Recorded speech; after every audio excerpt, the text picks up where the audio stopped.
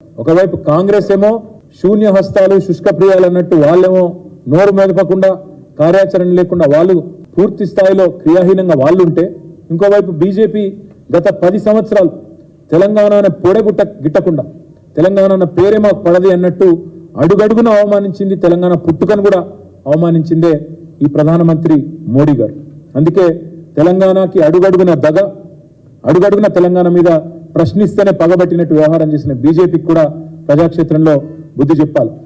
పురిట్లోనే ఆనాడు తొలిద్రోహం చేసి 7 మండలాలు గుంజుకొని విద్యుత్ ప్రాజెక్టులు గుంజుకొని అక్కడి నుంచి మొత్తం ద్రోహాలు దోకాల పరంపరను ప్రారంభించిందే బీజేపీ. విభజన హామీలు నెరవేర్చింది బీజేపీ. నీతి ఆయోగ్ 24,000 కోట్లు ఇవ్వండి మిషన్ భగీరథకి మిషన్ కాకతీయకని చెప్పినా ఒక్క పైసా ఇయ్యనిది బీజేపీ. అదేవిధంగా కాజీపేట కోచ్ ఫ్యాక్టరీని కథం పట్టించింది బీజేపీ. గిరిజన యూనివర్సిటీని ఏళ్ల పాటు పెండింగ్ లో పెట్టి మొన్న ఎన్నికల కోసం అని చెప్పి మొన్న ఏదో బయటికి తీసుకొచ్చినట్టు చేసి యాక్టింగ్ చేస్తున్నది బీజేపీ. ఆదివాసీ బిడ్డలకు గిరిజన బిడ్డలకు అన్యాయం చేసిందే బీజేపీ.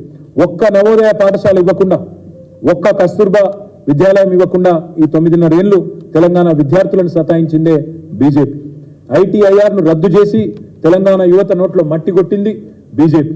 కృష్ణా జలాల్లో వాటా తేల్చకుండా ఒక్క ప్రాజెక్టు జాతీయ హోదా ఇవ్వకుండా కనీసం ట్రిబ్యునల్ కూడా నీటి వాటాల పంపిణీ తేల్చకుండా తెలంగాణ రైతుల నోట్లో మట్టి కొట్టింది బీజేపీ. జాతీయ హోదా ఇవ్వకుండా మట్టి కొట్టింది బీజేపీ. రైతుల మోటార్లకు మీటర్లు పెట్టాలని చెప్పి మెడ మీద కత్తి పెట్టిందే తెలంగాణ రైతాంగం మీద పగబట్టిందే బీజేపీ. బొగ్గు బాయిల్ని వేలమేసి సిరివెలుగుల సింగరేణిని చీకట్లోకి నెట్టాలని ప్రయత్నం చేసిందే బీజేపీ. ఆదిలాబాద్ లో సిమెంట్ కార్పొరేషన్ ఆఫ్ ఇండియాను తెరుస్తామని చెప్పి అమిత్ షా స్వయంగా వచ్చి నమ్మబలికి తుక్కు కింద అమ్మేసింది ఇదే బీజేపీ ప్రభుత్వం. వడ్లు కొనకుండా తిప్పలు పెట్టి నూకలు తినమని చెప్పి అవమానించింది బీజేపీ. ఇంకా చెప్పాలంటే చాలా ఉన్నాయి. హైదరాబాద్ లో మెట్రోకు నయా పైసం సాయం చేయలేదు. 157 మెడికల్ కాలేజీలు దేశంలో ఇచ్చినా ఒక్కటి మనకి ఇయ్యలేదు.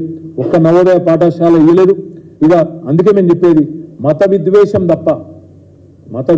తప్ప చేసిన మంచి పని ఒక్కటి కూడా లేదు. అందుకే మేము ఈ రాష్ట్ర ప్రజలని చేసే విజ్ఞప్తి ఒకటే, మోడీతో పోరాడాలంటే మోడీతో ఢీ కొట్టాలంటే దమ్మున్న నాయకుడు కావాలి. ఆ నాయకుడు కేసీఆర్ గారు. మొత్తం దేశంలోని అన్ని పార్టీలు మరి మాట్లాడినప్పుడు కూడా ఆనాడు పౌరసత్వ సవరణ బిల్లును సిటిజన్ అమెండ్మెంట్ యాక్ట్ను నిర్ద్వందంగా వ్యతిరేకించింది బీఆర్ఎస్. మొన్న యూనిఫామ్ సివిల్ కోడ్ అన్న ప్రస్తావన వస్తే పూర్తి స్థాయిలో దాన్ని తిరస్కరించింది బీఆర్ఎస్. మోడీ సర్కారు నల్ల చట్టాలు తెచ్చి వ్యవసాయానికి పూర్తి స్థాయి ఒక ద్రోహం చేసే ప్రయత్నం చేసి రైతుల మీద కత్తి పెడితే ఆనాడు ఆ 3 నల్ల చట్టాలను వ్యతిరేకిస్తూ పార్లమెంటులో ఓటు వేసింది బీఆర్ఎస్. ఎన్నో సందర్భాల్లో ఈ వికృత విద్వేష రాజకీయాలను మతం పేరిట జరిగే ప్రయత్నాలను నిర్ద్వందంగా అడ్డుకున్నది బీఆర్ఎస్. మోడీని ఢీకొన్నది బీఆర్ఎస్.